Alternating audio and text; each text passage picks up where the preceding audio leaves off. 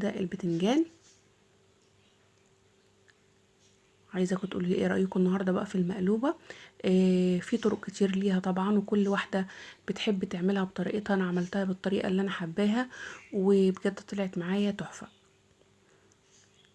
زي ما احنا شايفين كده برص البتنجان بالشكل دوت،